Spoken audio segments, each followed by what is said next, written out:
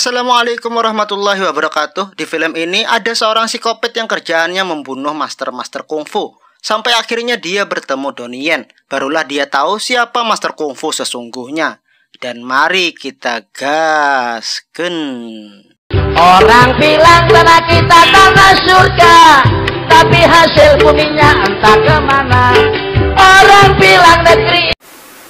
Diawali seorang pria bernama Ha Houmo dalam keadaan berdarah-darah mendatangi kantor polisi dan maksud kedatangannya ialah untuk menyerahkan dirinya sendiri setelah menghajar seseorang sampai tewas. 3 tahun kemudian terlihat sekelompok polisi yang dikepalai oleh detektif Luke Yuen Sum. Mau saya sebut detektif Luke nggak enak, Sum juga nggak enak, jadi kita sebut saja detektif Yun. Tapi bukan Yuni atau Yuna apalagi Yono. Dan mereka sedang mengadakan olah TKP di mana terjadi sebuah pembunuhan. Saat memeriksa tubuh korban pembunuhan, tim forensik menyatakan bahwa pembunuhan tersebut dilakukan dengan tangan kosong. Dan di sana tim kepolisian juga menemukan sebuah patung kecil berbentuk walet. Kemudian kita berpindah ke sebuah penjara di mana Ha Houmo menjalani masa hukumannya. Terlihat Mo sedang berbicara dengan temannya. Lalu datanglah sekelompok tahanan lain mendekati mereka. Ternyata teman Mo punya masalah dengan kelompok tadi. Tetapi karena tak ingin terjadi keributan, Mo pun menarik temannya untuk menjauh dan mengalah saja.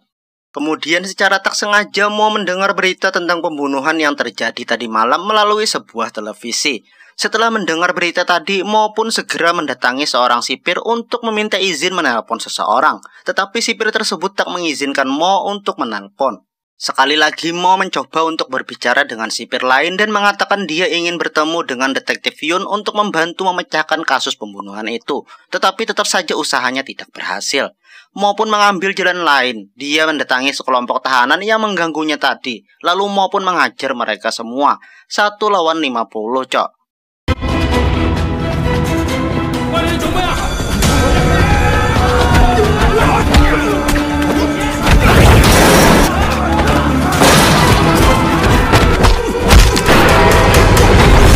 Setelah semua terkapar, barulah petugas darurat datang untuk mengamankan Mo. Dan saat itu dia terus menyatakan dia ingin bertemu dengan detektif Yun. Detektif Yun pun pergi menemui Mo dengan ditemani seorang bawahannya. Mo mengatakan korban yang bernama Shakyan adalah seorang juara tinju dan Mo pernah bertarung melawannya. Kemudian bawahan detektif Yun bertanya apakah Mo mengetahui pembunuhnya. Ternyata Mo tidak mengetahui pembunuhnya, tetapi Mo mengerti pemikiran pembunuhnya. Mo kemudian menjelaskan apabila motif pembunuh adalah balas dendam, maka dia akan gunakan pistol. Tetapi membunuh dengan tangan kosong artinya berniat membantai. Mo pun yakin bahwa pembunuhnya akan beraksi lagi.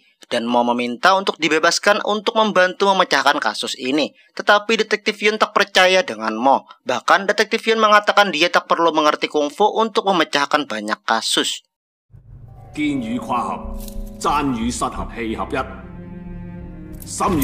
Begitu detektif Yun ingin pergi dari sana, Mo menyebutkan 7 nama. Dan menurut Mo, salah satu dari 7 nama tersebut akan menjadi korban berikutnya.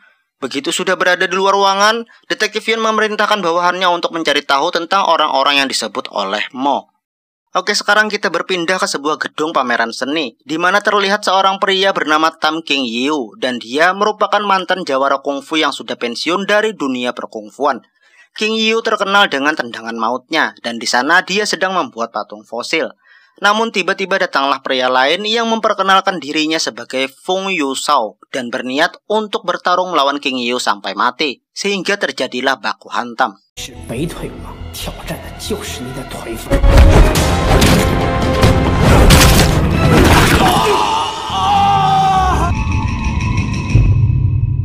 Detektif Yun pun kembali menemui Mo memberitahukan kalau King Yiu telah meninggoy, dan dia termasuk dalam nama-nama yang disebut oleh Mo. Dan Mo kembali meminta dibebaskan agar bisa membantu menangkap pelakunya. Mo pun dikeluarkan dari penjara tersebut tetapi sekarang menjadi tahanan kepolisian guna membantu kasus ini. Di dalam mobil yang menjemputnya, Mo memberitahu detektif Yun kalau pelaku memilih korban sesuai urutan dalam ilmu kungfu. Pertama tinju, lalu tendangan, jadi berikutnya kemungkinan ahli gulat. Lalu Mo menyuruh detektif Yun untuk pergi ke Mongkok karena di sana ada seorang ahli gulat bernama Wong Chit.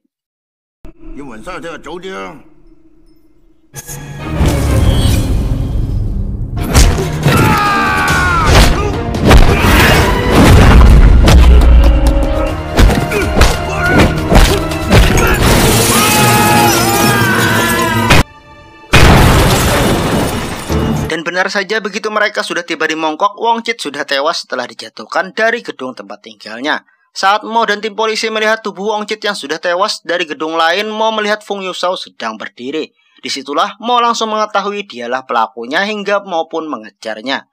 Tetapi ternyata Fung Yusao juga hebat dalam berparkour ria, membuat Mo tak bisa lagi mengejarnya, sehingga Fung Yusao pun lolos.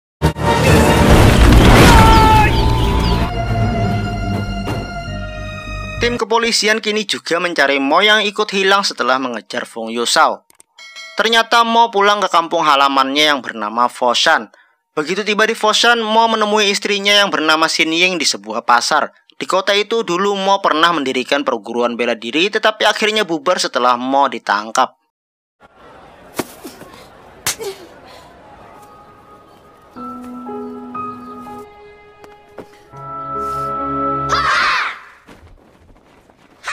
Begitu sampai di rumah, Xin Ying memberikan Mo sebuah gelang dengan harapan gelang itu bisa membuat Mo mengendalikan diri agar tak membunuh orang lagi. Pada malam hari, Mo menemukan patung walet di dalam sebuah kotak di rumahnya. Patungnya sama persis dengan patung yang terdapat di setiap TKP pembunuhan. Mo pun bertanya pada Xin bagaimana patung itu bisa ada di rumahnya. Xin pun mengatakan beberapa bulan lalu ada seseorang datang ke rumah itu kemudian menitipkan patung itu untuk diberikan kepada Mo. Keesokan harinya, Xin membawa Mo untuk menemui tetua kampung untuk menanyakan tentang patung walet tersebut. Saat itulah salah satu tetua kampung mengatakan kalau orang itu pernah menantangnya. Mereka pun bertarung hingga tetua kampung itu kalah. Lalu orang itu meninggalkan patung walet. Dan orang itu bernama Fung Yusao yang kakinya panjang sebelah tetapi bisa mengatasi cacatnya dengan latihan. Lalu tetua tadi pun memberikan alamat Fung Yusao. Setelah mengetahui alamatnya, Mo pun menelpon detektif Yun untuk mengabari perkembangan informasinya. Kepolisian pun menjemput Mo beserta istrinya Xin, lalu langsung menuju alamat Fung Yusao. Tetapi Fung Yusao sudah tidak berada di sana. Hanya ada alat-alat latihan kungfu di tempat tersebut. Pemilik kontrakan mengatakan kalau Fung Yusao telah pindah.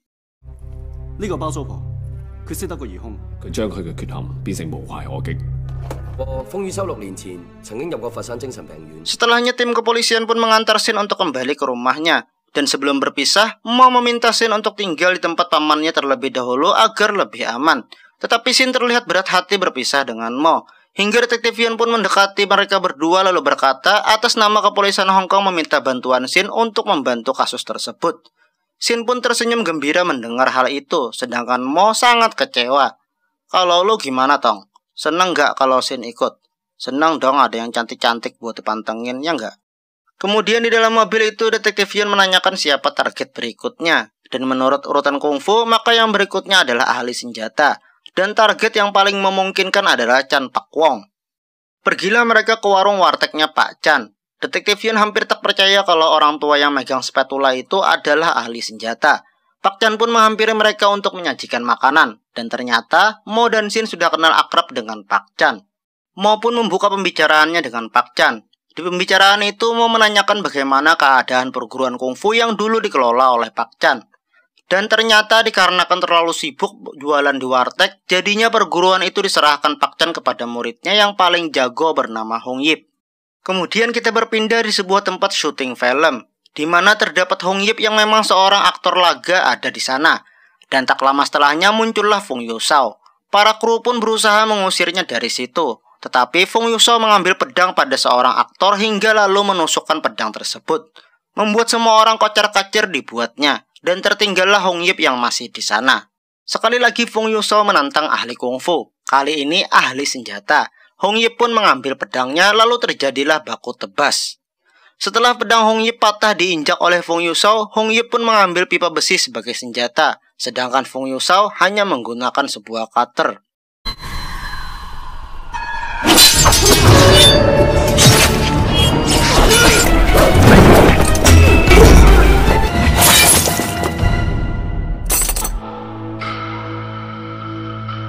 Setelah kematian Hong Yip, detektif Yun pun ditelepon oleh atasannya yang mendesak agar kasus ini segera diselesaikan. Atau kasus ini akan diserahkan kepada orang lain. Dan atasannya detektif Yun memberikan waktu 3 hari untuk menyelesaikan kasus ini. Dan saat itu juga Mo teringat dia pernah mendapat surat ketika di penjara. Surat itu berisi tantangan untuknya. Kita berpindah ke markas kepolisian dan di sana juga ada Mo dan Detektif Yun. Tak lama berselang, Fung Yusao menelpon kantor itu dan dia ingin berbicara dengan Mo.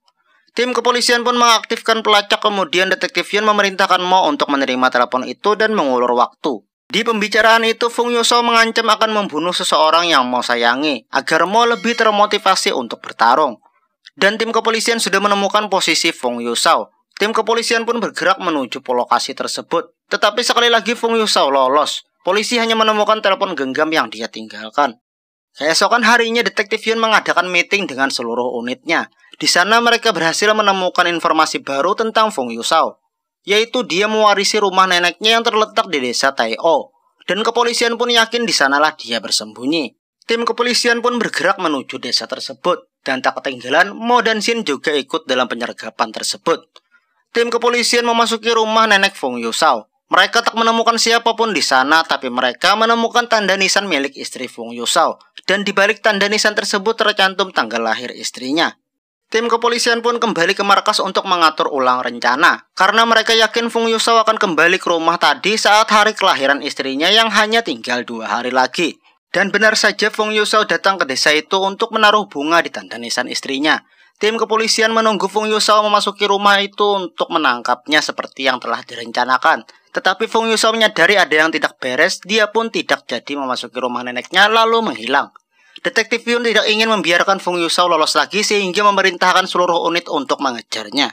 Sedangkan di markas besar kepolisian menemukan rekaman video penjara di mana Fung Yusao pernah bertemu Mo, sehingga membuat Mo sekarang juga ikut menjadi tersangka karena dianggap bersekongkol. Detektif Yun yang menerima informasi tersebut kemudian menodongkan pistolnya untuk menangkap Mo. Dan saat itu juga terlihat dari layar monitor CCTV yang mana Shin sedang ikut mengejar Fung Yusao.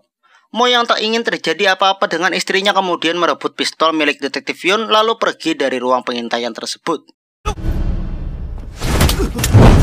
Sedangkan Fung Yusao berhasil melumpuhkan beberapa polisi yang mengejarnya dan kemudian Fung Yusao pun masuk ke dalam rumah neneknya untuk mengambil abu istrinya. Tak berapa lama kemudian muncullah Shin dengan sebuah pedang dan memegang abu istri Fung Yusao. Shin meminta Fung Yusao untuk tak mengganggu Mo. Namun Fung Yusao punya pemikiran lain, sehingga terjadilah pertarungan antara Shin dan Fung Yusao.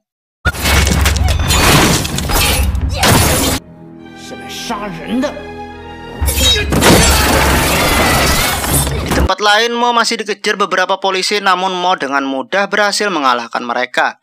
Kembali lagi ke pertarungan di rumah tadi yang mana Shin telah kalah, bahkan terluka setelah lengannya terkena tusukan pedang Fung Yusao. Namun tak lama datanglah Mo. Melihat istrinya yang terluka, Mo pun menggunakan walkie-talkie untuk meminta pertolongan. Saat menolong istrinya, Mo melihat Fung Yusao yang lewat dari balik dinding. Mo yang sudah terbakar emosi pun menerjang Fung Yusao, dan akibat terjangan tersebut membuat keduanya terjatuh pada sebuah perahu dan menghancurkan wadah penyimpan abu istrinya Fung Yusao. Keduanya pun baku hantam di atas perahu tersebut hingga terjatuh ke dalam air. Kemudian Fung Yusao berhasil melepaskan diri dari Mo, lalu merebut perahu seorang penduduk.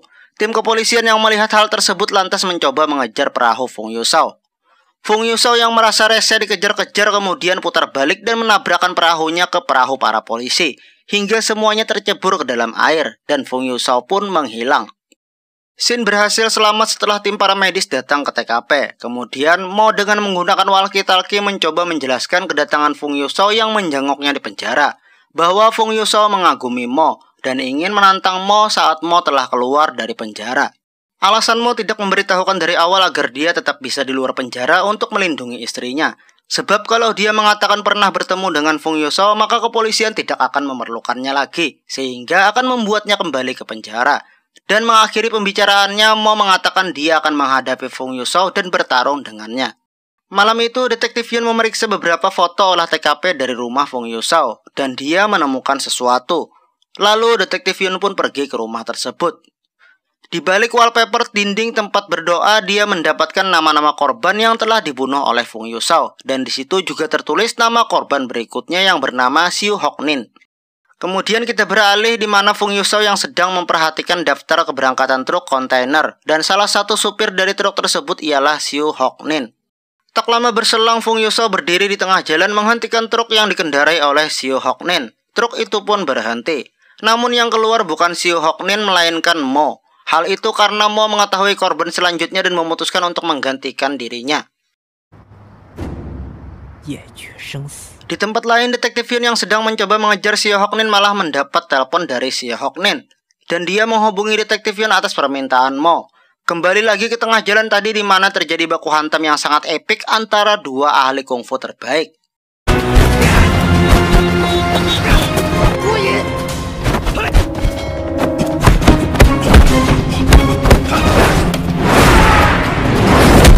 Di pertarungan tersebut, Amang curiga kalau Fung Yuso memakai jurus harimau ompong karena berhasil mencakar wajah Mo bahkan merobek bajunya.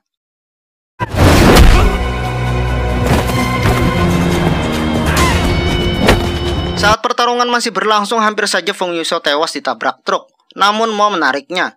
Truk yang hampir menabrak tadi kaget sehingga membuatnya ngerem mendadak dan menjatuhkan barang bawaannya, yaitu bambu panjang. Masing-masing mereka pun mengambil bambu tersebut. Lalu Fung Yuso berusaha lari dari Mo. Dan tentu saja Mo mengejarnya. Hingga Fung Yuso pun berhenti lalu menyerang Mo dan terjadilah adu bambu antara keduanya.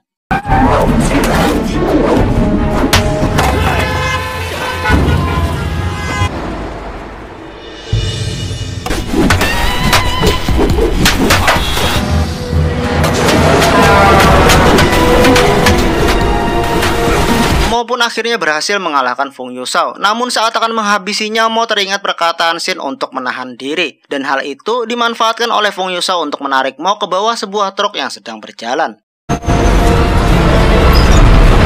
Mo kemudian kembali diserang oleh Fung Yuso. Saat masih bergelut di tengah jalan itu, lagi-lagi ada truk yang akan lewat. Mo yang menyadari hal itu pun menendang Fung Yuso agar tidak terlindas truk. Namun naas saat Mo akan ke pinggir jalan, lengan bajunya nyangkut di sebuah truk sehingga membuatnya terseret truk tersebut. Mo berhasil melepaskan diri dari truk tersebut, namun dia tak sadarkan diri setelahnya. Fung Yuso kemudian menyeret Mo yang tak sadarkan diri ke tempat sepi. Saat akan membunuh Mo, disitulah terdengar suara tembakan. Dan tewaslah Fung Yuso setelah ditembak oleh detektif Yun.